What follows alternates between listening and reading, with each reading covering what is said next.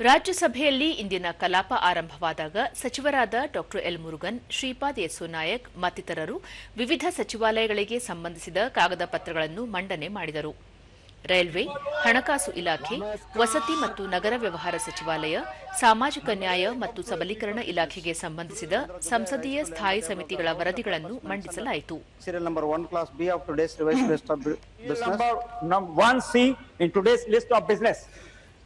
Against my name in today's list of business at serial number 1D. I rise to lay the papers on the table of the House as mentioned against my name at serial number 1E in the list of business for today. ಮಧ್ಯಪ್ರದೇಶದ ಸಂಸದ ತರುಣ್ ಚುಗ್ ದೇಶದಲ್ಲಿ ಮಾದಕ ವಸ್ತು ಕಳ್ಳ ಸಾಗಣೆಯ ಕುರಿತು ಆತಂಕ ವ್ಯಕ್ತಪಡಿಸಿದರು. ಪಂಜಾಬಿನಲ್ಲಿ ಮಾದಕ ವಸ್ತುಗಳು ಮತ್ತು ಶಸ್ತ್ರಾಸ್ತ್ರಗಳ ಕಳ್ಳ ಸಾಗಣೆ ಜಾಲ ಹೆಚ್ಚುತ್ತಿರುವ ಕುರಿತು ಗಮನ ಸೆಳೆದರು. दंड नारा है, मैं आपके माध्यम से सदन के ध्यान में ला रहा हूं कि आज पंजाब के अंदर जो जेलें हैं वो स्टूडियो बन चुकी है. आज जो जेलें हैं ಈ ನಡುವೆ ಸದನದಲ್ಲಿ ಗದ್ದಲ ಹೆಚ್ಚಾದ ಕಾರಣ ಸಭಾಪತಿ ಸಿಪಿ ರಾಧಾಕೃಷ್ಣನ್ ಕಲಾಪವನ್ನು 12 ಗಂಟೆಗೆ ಮುಂದೂಡಿದರು. ಬಳಿಕ ಸದನ ಸಮಾವೇಶಗೊಂಡ ನಂತರ ಪ್ರಶ್ನೋತ್ತರ ಕಲಾಪದಲ್ಲಿ ವಿದ್ಯುತ್ ಸಚಿವ ಮನೋಹರ್ ಲಾಲ್ 2026ರ ವಿದ್ಯುತ್ ನಿಯಮಗಳ ತಿದ್ದುಪಡಿ ಮಸೂದೆಯ ಅಡಿಯಲ್ಲಿ ಪ್ರಸ್ತಾಪಿಸಿರುವ ಸುಧಾರಣಾ ಕ್ರಮಗಳ ಕುರಿತು ಮಾಹಿತಿ ನೀಡಿದರು. ಸುಸ್ಥಿರ ಇಂಧನಗಳ ವಿತರಣಾ ವ್ಯವಸ್ಥೆಯನ್ನು ಅಭಿವೃದ್ಧಿಪಡಿಸಲು ಕ್ರಮ ಕೈಗೊಳ್ಳಲಾಗುತ್ತಿದೆ. ಮರುಬಳಕೆ ಇಂಧನ ಉತ್ಪಾದಿಸುವ ಘಟಕಗಳಿಗೆ ಸಾಧನೆಯನ್ನು ಆಧರಿಸಿ ಸಹಾಯಧನ ನೀಡುವುದು, ಕಾರ್ಯಾಚರಣೆಯ ವೆಚ್ಚವನ್ನು ಕಡಿಮೆಗೊಳಿಸುವ ನಿಟ್ಟಿನಲ್ಲಿ ನೆರವು ನೀಡುವ ಉಪಕ್ರಮಗಳನ್ನು ಆರಂಭಿಸಲು ಉದ್ದೇಶಿಸಲಾಗಿದೆ ಎಂದರು. ರಾಷ್ಟ್ರೀಯ ವಿದ್ಯುತ್ ನೀತಿ 2026ರ ಕರಡು ನಿಯಮಾವಳಿ ಅಂತಿಮಗೊಳ್ಳುವ ಹಂತದಲ್ಲಿದ್ದು, ಸಂಬಂಧಪಟ್ಟ ಪಾಲುದಾರರೊಂದಿಗೆ ವಿಸ್ತೃತ ಸಮಾಲೋಚನೆ ನಡೆಸಲಾಗಿದೆ. ದೇಶದಲ್ಲಿ ವಿದ್ಯುತ್ ವಿತರಣಾ ಜಾಲವನ್ನು ಸುವ್ಯವಸ್ಥಿತಗೊಳಿಸುವುದು ನೀತಿಯ ಉದ್ದೇಶವಾಗಿದೆ ಎಂದು ಪ್ರಶ್ನೆಯೊಂದಕ್ಕೆ ಉತ್ತರಿಸಿದರು. ವಿದ್ಯುತ್ತಿನ ನಿಯಮಿತ ಪೂರೈಕೆಯನ್ನು ಖಚಿತಪಡಿಸಿಕೊಳ್ಳುವ ನಿಟ್ಟಿನಲ್ಲಿ ಬೇಡಿಕೆ ಮತ್ತು ಪೂರೈಕೆಗೆ ಸಂಬಂಧಿಸಿದ ನಿರ್ವಹಣೆಗೆ ಹೆಚ್ಚಿನ ಆದ್ಯತೆ ನೀಡಲಾಗುತ್ತಿದೆ ಎಂದು ಹೇಳಿದರು. 84 मेगावाट अभी उन्होंने कंपोनेंट ए में उपयोग किया है. तो ये तेलंगाना के नाते से इस प्रश्न का जैसे मैंने उत्तर दिया, इसको स्टेक होल्डर इनपुट पर ध्यान करके ड्यू कंसिडरेशन के बाद फाइनल पॉलिसी नोटिफाई की जाएगी.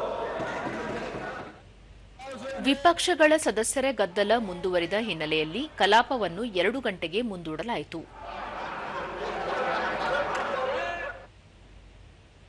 ಪುನಃ ಸದನ ಸಮಾವೇಶಗೊಂಡಾಗ ಬ್ಯಾಂಕರ್ಗಳ ದಾಖಲೆಗಳ ಸಾಕ್ಷ್ಯ ಮಸೂದೆ 2026ಕ್ಕೆ ಅನುಮೋದನೆ ನೀಡಲಾಯಿತು.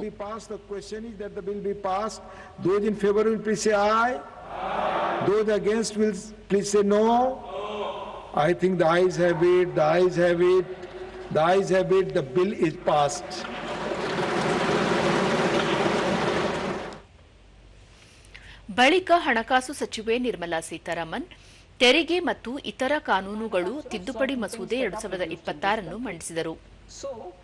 ಮಸೂದೆಯ ಮೇಲಿನ ಚರ್ಚೆಗೆ ಉತ್ತರಿಸಿದ ಅವರು 2007ರ ಪಾವತಿ ಮತ್ತು ಇತ್ಯರ್ಥ ವ್ಯವಸ್ಥೆಗಳ ಕಾಯ್ದೆ, 2025ರ ಆದಾಯ ತೆರಿಗೆ ಕಾಯ್ದೆ ಹಾಗೂ 2026ರ ಹಣಕಾಸು ಕಾಯ್ದೆಗೆ ತಿದ್ದುಪಡಿ ತರಲಾಗುತ್ತಿದೆ. ಕಳೆದ ಜೂನ್ನಲ್ಲಿ ಹೊರಡಿಸಲಾಗಿದ್ದ ಸುಗ್ರೀವಾಜ್ಞೆಯ ಬದಲಿಗೆ ನೂತನ ಕಾಯ್ದೆ ಅಸ್ತಿತ್ವಕ್ಕೆ ಬರಲಿದೆ ಎಂದು ತಿಳಿಸಿದರು.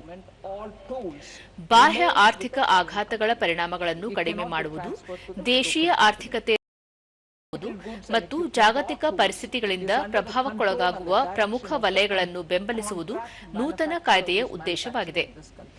ದೇಶದ ಉತ್ಪಾದನಾ ವಲಯದ ಬಲವರ್ಧನೆ, ಹೂಡಿಕೆಯನ್ನು ಆಕರ್ಷಿಸುವುದು, ಉದ್ಯೋಗಾವಕಾಶ ನಿರ್ಮಿಸುವ ಗುರಿ ಹೊಂದಲಾಗಿದೆ.